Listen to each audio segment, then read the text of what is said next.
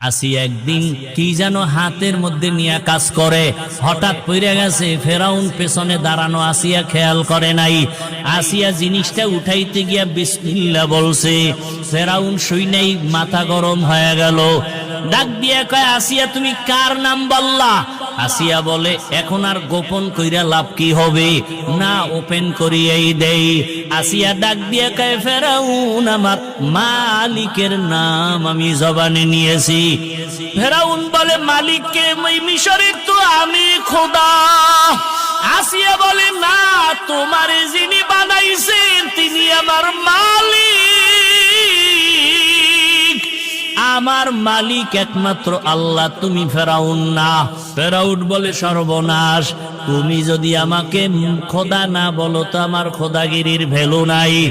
একবার হলেও বলো। আসিয়া বলে, এক বিন্দু না। ফেরাউন বলে, তুমি আমারে কানে